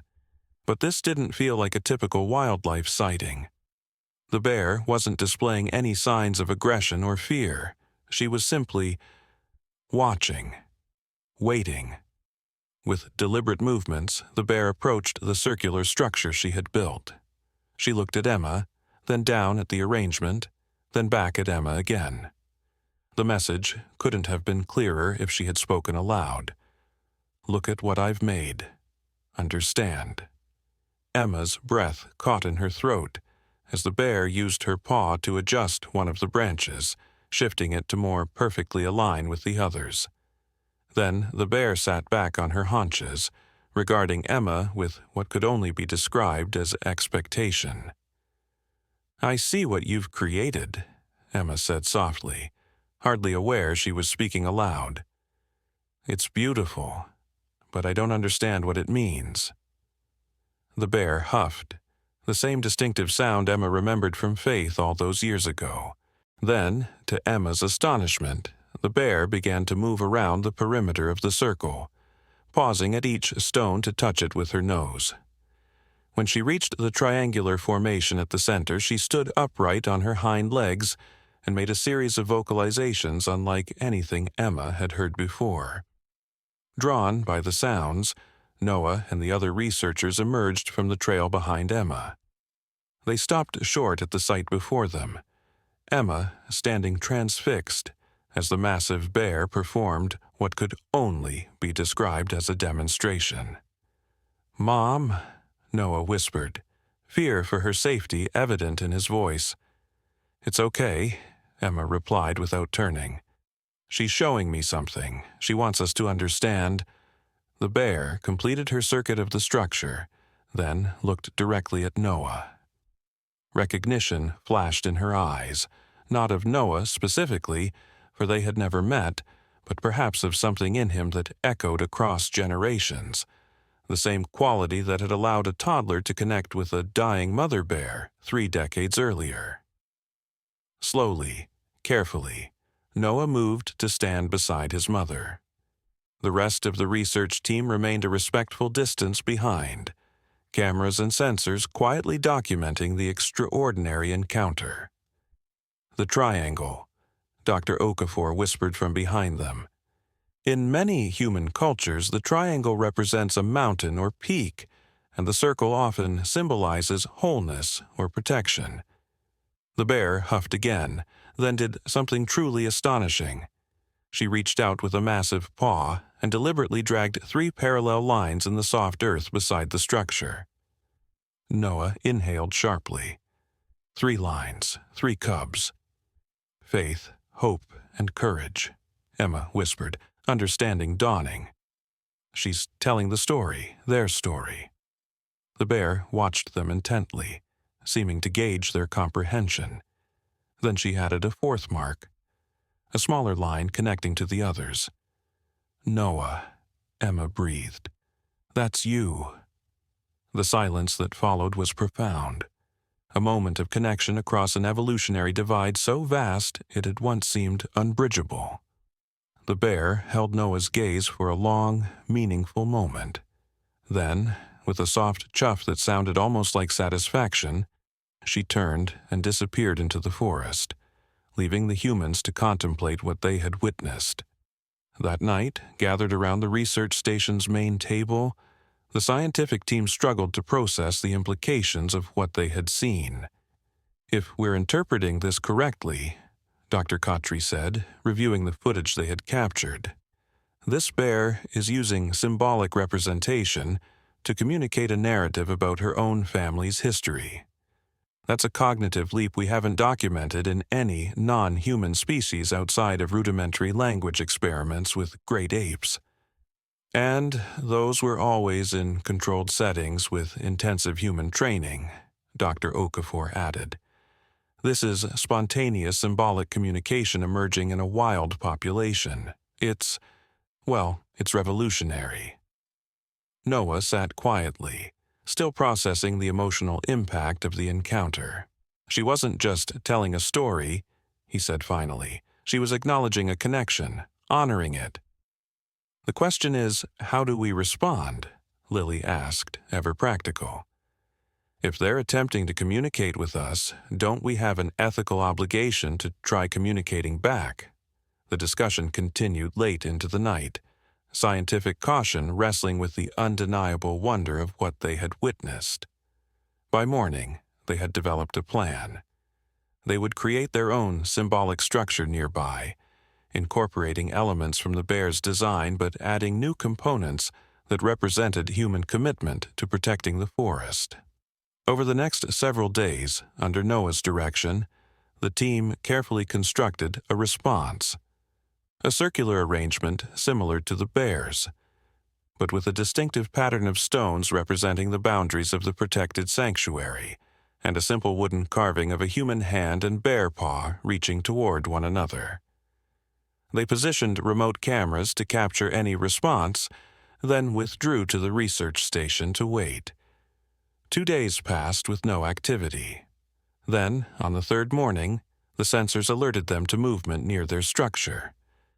The footage showed not one but 3 bears approaching the human-made symbol, Faith's granddaughter and her 2 nearly grown cubs. The bears inspected the creation thoroughly, sniffing each component and studying the carved image with evident interest.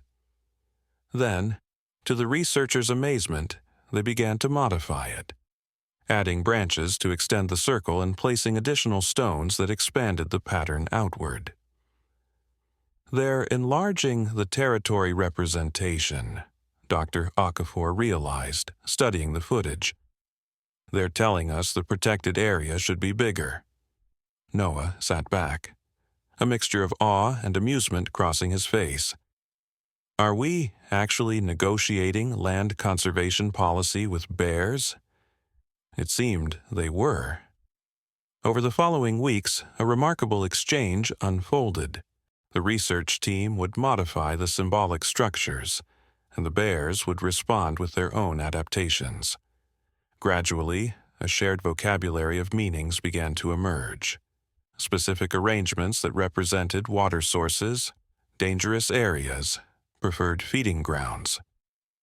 Word of the extraordinary interspecies conversation spread through scientific circles, initially met with profound skepticism. But as more researchers visited the site and witnessed the interactions firsthand, skepticism gave way to cautious acceptance of a possibility that would have seemed absurd just years earlier. That non-human animals might possess cognitive capacities for symbolic thinking far beyond what humans had previously imagined possible. 6 months into the project, now named the Pine Creek Dialogue, Noah received an urgent call from the research station. He had been away at a conference presenting their preliminary findings to an international audience. "You need to come back," Lily told him, her voice tight with emotion. "Something's happened, something big." Noah returned to find the research team in a state of controlled excitement. The bears had created something new, not modifications to the existing symbolic structures, but an entirely novel construction nearly a quarter-mile away. "We almost missed it," Lily explained as they hiked to the location. "It's outside our regular monitoring area. A wildlife photographer spotted it by chance and contacted us." When they arrived, Noah stopped short, momentarily overwhelmed by what he saw. The bears had created a massive arrangement covering nearly 50 square meters. At its center was a perfectly formed spiral of stones, surrounded by concentric circles of branches and smaller stones. Leading away from the spiral were 7 distinct paths marked by parallel lines of pebbles, each path extending in a different direction. "It's a map," Dr. Okafor said in hushed wonder, "a map of the entire watershed." Detailed analysis over the following days confirmed his interpretation. The spiral represented the heart of the sanctuary, while the 7 paths accurately corresponded to the major wildlife corridors connecting to other protected areas. The bears had created a comprehensive spatial representation of their entire territory, something that would have required not only sophisticated spatial cognition, but the ability to translate 3-dimensional landscape knowledge into 2-dimensional symbolic form. Even more remarkably, the map contained elements that appeared to represent future dangers, symbolic markers positioned precisely in areas where development was planned but had not yet begun. Somehow, the bears had integrated information about human intentions that they could only have gathered through observation and deduction. They're not just communicating, Noah realized. They're problem-solving. They're trying to work with us to protect their home. The implications were staggering. If bears, animals humans had hunted, feared, and misunderstood for millennia, possessed these cognitive capacities, what other insights and intelligences existed in the natural world that humans had failed to recognize? As the research continued, Noah found himself returning often to the drainage pipe where it all began. Now preserved as a small memorial site within the sanctuary, the concrete tunnel had weathered over the decades but remained largely intact. A simple bronze plaque nearby read, "Here, in a moment of desperate trust, a mother bear entrusted her cubs to a human child." From this unlikely beginning grew a new understanding of what is possible when fear gives way to compassion. On a crisp autumn day, 31 years after that fateful encounter, Noah sat beside the old pipe, lost in reflection. The forest had changed over the decades. Trees had grown taller. Understory vegetation had shifted with changing climate patterns. New species had arrived while others had moved on. Yet something essential remained unchanged: the capacity for connection across boundaries that once seemed impermeable. A soft rustling in the leaves alerted him to a presence. Noah looked up to see a massive male bear standing at the forest edge. An older bear with graying muzzle and watchful eyes. Around his neck was the faint scar left by a tracking collar long since removed. "Courage," Noah whispered, recognizing the last surviving member of the original trio of cubs. Now, in his 3rd decade, Courage had long since established his own territory deeper in the protected forest, rarely venturing this close to the sanctuary boundaries. The ancient bear regarded Noah with unmistakable recognition. They had not seen each other in many years, yet the connection remained, a living thread stretching back to that extraordinary day when a toddler had offered comfort to a dying mother. Courage approached slowly, his movements stiff with age but still powerful. Noah remained seated, showing neither fear nor the urge to retreat. When the bear was just 10 feet away, he stopped and sat back on his haunches, his dark eyes fixed on Noah's face. For a long moment neither moved. Then Courage did something unprecedented in Noah's long experience with bears. He lowered his massive head in what appeared to be a deliberate bow, a gesture of acknowledgement, perhaps even of gratitude. Noah, moved beyond words, returned the gesture. When he raised his head again, tears blurred his vision.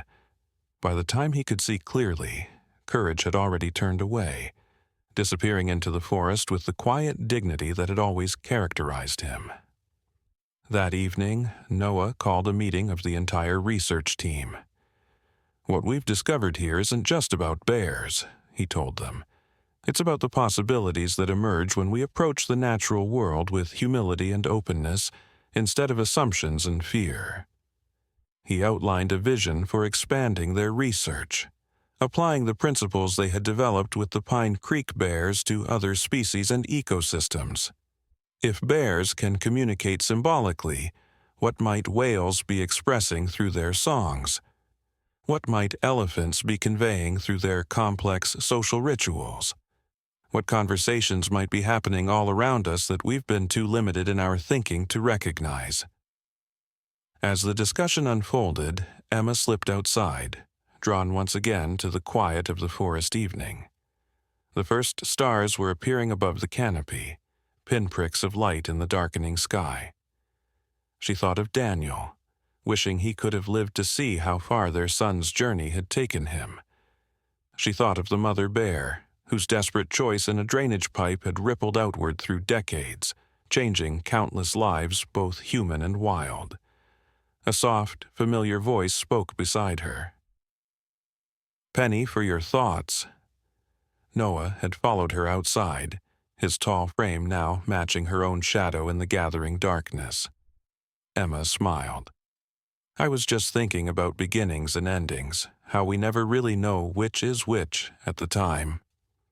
Noah nodded, understanding. When that mother bear died, it seemed like an ending, but it was really the beginning of something none of us could have imagined. They stood in companionable silence, listening to the forest sounds, the rustle of leaves, the distant call of an owl, the soft padding of unseen creatures going about their nightly routines. A world full of intelligence and awareness and history, now opening itself to human understanding in ways that would have once seemed impossible. "What happens next?" Emma asked finally. Noah considered the question, his gaze fixed on the stars emerging above. "I think we keep listening," he said simply. "And I think we remember what that baby in the drainage pipe knew instinctively.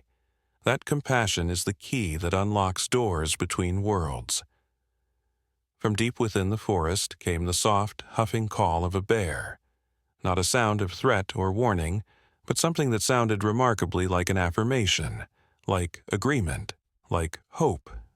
And in that moment it seemed to Emma that the most extraordinary bridge had been built, not of concrete or steel, but of understanding and respect, spanning the ancient divide between human and wild. A bridge that had begun with a baby's innocent compassion for a dying mother bear, and now extended toward a future where such connections might become not miraculous exceptions, but the healing rule. The most shocking thing that baby had done, all those years ago, was to remind humanity of a truth it had long forgotten, that we are not separate from the natural world, but integral to it. And in that remembering lay the seeds of transformation, for the bears, for the humans who studied them, and perhaps in some small but significant way for the world itself.